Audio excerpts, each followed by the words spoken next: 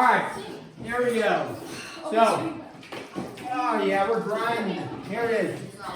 Oh, 9.1. Did somebody just say woo? She said woohoo. Woohoo! We're gonna finish the books. There's only like the first time in Have you seen how many chapters there are in 9? There's 12 chapters. In 9? In 9? No, like in all. Oh, like, No, I think in 9 it's like 8. It's like 5. What is A? Wait, which one had like 5, like 8? Nicole, it's only 5. Why are you doing A? Shut up, I know there's 1. Okay, Yeah, 11. here we go. 9.1, factoring polynomials by using the distributive property. Let's start with this. First thing is, we're just going to do some examples here. Find the GCF, and then if the GCF is 1, it's called relatively prime. So we'll reference that here shortly. GCF, let's review. If I have 33 and 51, there's my two numbers. What does the GCF stand for? Greatest common factor. Okay, so the greatest common factor, let's discuss briefly what a factor is. What is a factor? It's like Things multiplied together to give you this same. something else, right? So, factors of 20. 1, 22, 1 and 20. 4 and 5. Wow. Yeah. She's try hard the second. She's the try harder. She's try hard the third. She's the try No, mine. All right. 1 and 20 are factors. 2 and 10. 4 4 and 5. 3. Okay. What? 3. For 20? For the number 20. I was doing the 20, yeah. So we understand factors are things multiplied together to give you something else, right? And so when we look at this, we're looking at what's the greatest number that actually goes into this evenly, into each one evenly. One way to do that is a factor tree, right? And so I don't know how you did them in the past, but have you ever seen where you do like a factor tree? Yeah. And you would go like 3 times 11. Yeah. And then in this case, it would be 3 times 17. I'll give you help. Yeah, 3 times 17. Whew, that's a tough one, 51. But yeah, 3 times 17. So if you look at this, what is the GCF for this one? 3. Well, what they have in common would be 3. Okay, so the GCF would be 3. And let's say you have the numbers 20 and 21. Okay. The greatest common factor would be 1. Therefore, we would say for the GCF, they stay in this. Okay, the greatest common factor is 1, but then they say you would write relatively prime for that. So the greatest common factor being 1, that actually isn't the greatest common factor, relatively prime. Okay, so relatively prime is what you would state there. If the GCF is 1, you state relatively prime. Then let's say we have a 5a cubed b squared c, and then 20a squared b cubed c to the 4th. Ooh, throwing some letters. So usually with these ones, the 5 and the 20 are pretty straightforward, aren't they? What's the 5 and the 20? If we think about the GCF for the 5 and the 20, what's the greatest number that goes into both of those? 5, right? So we say, okay, 5 for the GCF is 5. Now, for the letters, what we want to do is we want to find out what is the greatest exponent for each letter that's in common. Meaning, if this has an a cubed and this has an a squared, how many a's do they have together? A squared. Now, how many are in common? So this side only has 3 a's. This side only has 2 a's. How many are actually in common? A squared. So we would state a squared, because it's the greatest common factor. It's just like this has a 5, this has a, we didn't show this, but it has a 5 and a 4. Well, they only have a 5 and a 5 in common, so it's 5. So if you think about the a cubed, you could have written that as like a times a, right, for a cubed. And this over here would have been, 5 times 4 times a. And you say, well, how many a's do they have in common? They would have a and a and a and a, so a squared. How many b's do they have in common then? B squared. And then how many c's do they have in common? 1. Just a c like that. There's just one c, c to the first. So, okay, so then that would be your greatest common factor, including the letters for that, okay?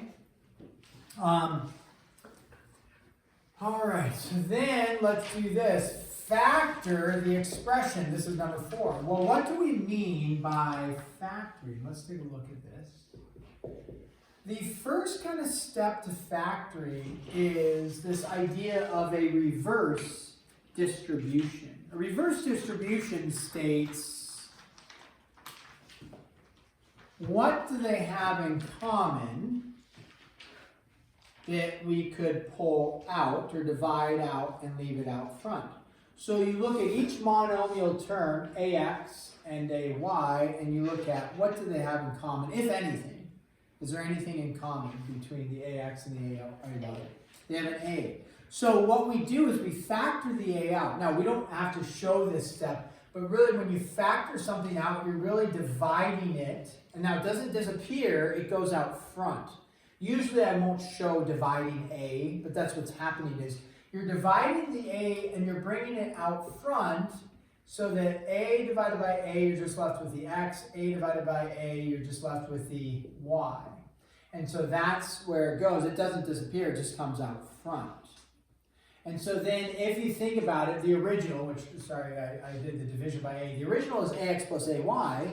Now you reverse distribution, which is factoring, and you have a times x plus y. If you go ahead and distribute the a back in, you should end up with the original expression. A times x is ax, a times y is ay. So it'd be the same thing. So the first step in factoring is figuring out what they have in common and pulling that out. So if we look at another one, let's go with this. Let's go with number 5 here. Same idea. Let's say you have 8y squared minus 64y plus, say, 16. Okay. Now I have 3 terms. I am looking for what do they have in common. So what do they have in common? If I'm looking at this, this has a y, right? Does this have a y? Yeah. Does this have a y? No. So do they have a y in common to pull up front? No.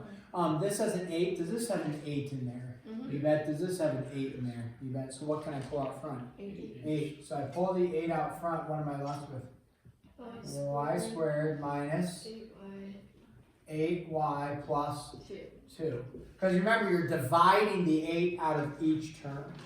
So you pull that out front. Okay? So there we would have, that would be in factored form. You brought the 8 out. Now let's say you have something like this. Let's go with 7x minus 7. This is a good one. 7x minus 7. We have 2 expressions, right? The 7x and then the 7. What do they have in common? 7. So this looks pretty basic, and it is, but what people get a little confused on is when they divide the 7 out, right? They say, okay, I'm just left with the x. They kind of mess this part up sometimes. What am I left with here? Minus 1, yeah. So it's not difficult, just sometimes creates some confusion because it goes to 1. People forget, like 7 divided by 7 is 1. Okay. Let's say you have this one. Our 7th one would be, let's say, a cubed minus b squared. I don't know why I put it in parentheses. It'd just be like that. It doesn't matter, parentheses or no parentheses. A cubed minus b squared. Is there anything in common? No. So if there's nothing in common, we would write relatively prime. Yep, there's nothing you can do. You just leave it as such. You can't pull anything out. So it's called relatively prime, or actually they get rid of the relatively prime and they just use the word prime there. So don't get too hung up on relatively prime and prime. Okay. Now, let's do a couple other ones here. Let's go like this. 5 pi r plus 15 what do we want there? Pi x. Okay. So this is just nothing like really intense about this, except we put in the number pi to consider. So you would treat pi just like you would like a variable, except it's not a variable, but you can think of it as like an a or an x or something. So when we look, we would again start with the coefficient of 5 and 15. What do they have in common? 5. So I'm going to pull 5 out. We know that gets divided out. And then you look at the pi. Do they each have a pi in it? Mm-hmm. Yeah, so what can I pull out? The pi, right? So it'd be 5 times pi. And then do they have an r in common? No. Do they have an x in common? No. So when I divide it out, just the 5 pi, you look at what am I left with? I divided 5 pi out. I'm left with the r plus 3x, right? 15 divided by 5 is 3. You can always redistribute to make sure that what you did was accurate. Let's go with number 9 here. And number 9 is, I think we just do a couple more here and then we'll be set. Let's say we have 5y minus 3y minus 1 minus 3 times 3y minus 1. Ooh. This one looks a little bit more intensive, as it should. We look at that and say, okay, what's going on here? When we look at that, 5y times 3 minus 1 minus 3 times 3y minus 1, definitely looks a little more confusing, right? So this, if I gave you this though over here, what if I gave you 5yx minus 3x? Let's say I gave you that one. That looks like, oh, that's back to like the basics of what we were doing. What do they have in common? Well, they don't have a 5 in common, right? They don't have a y in common, but what do they have in common? An x. So what could I do with the x? You bring the x out front, right? And what would you be left with? 5y minus 3. Pretty straightforward with what we've been doing. When we look up here, though, we don't see an x. What do we see, though? We have a 5y, because I'm using basically the same example. We have a 5y, and then we have a 3 minus 1. We have a minus 3, and then a 3 minus 1, right? So when you look at what does each one have in common, it's no longer just a nice gentle x or a nice gentle pi. It's a 3y minus 1.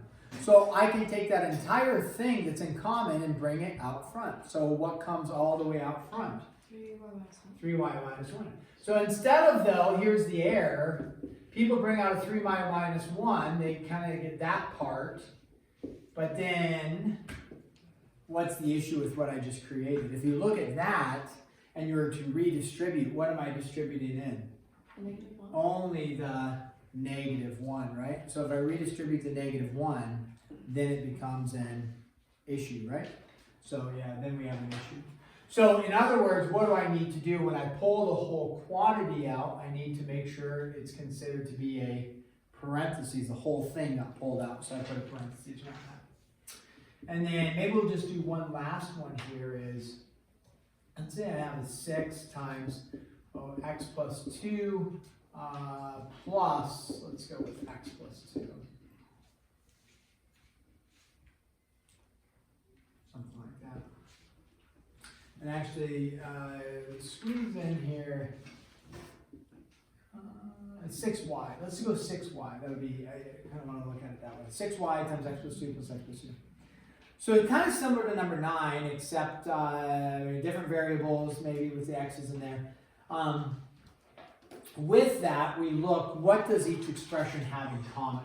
That part isn't necessarily hard, but we have an x plus 2 and an x plus 2. So what do I pull out of there? If I have an x plus 2 and an x plus 2, I'm going to pull out an x plus 2. So when I take the x plus 2 out, remember, we put it in parentheses, it comes out as a whole. On the inside, this is where people get a little tripped up with this one, kind of like number 6. I showed number 6 like that.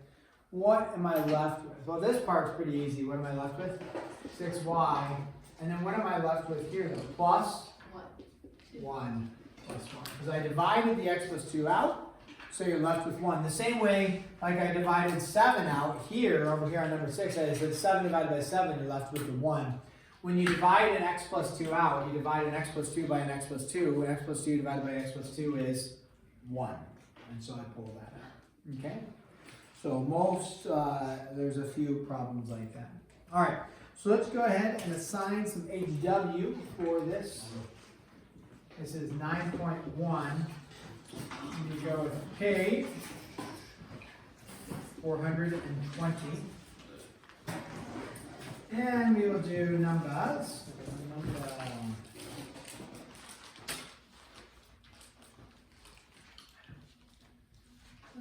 Let's go 1 through, let's try that, 35 bob.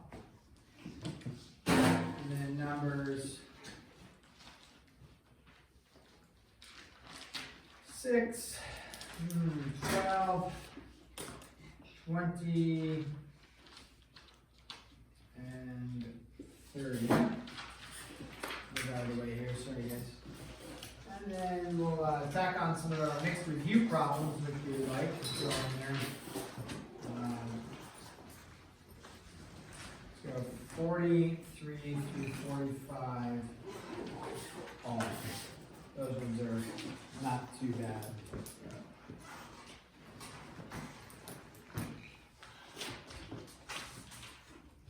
Okay, we will leave it at that. We can make this one due on fine, not that it's like really difficult, but the old 8th graders won't be back until tomorrow and then they'll miss this one. Well, you can make this one due on Tuesday. Because what is Monday? Tuesday. So will we do a lesson tomorrow, 9.2? Yeah. Yes, so we will have 9.1 and 9.2 due on Tuesday, just as a heads up. So if you can get some of it done tonight, wonderful. Can you staple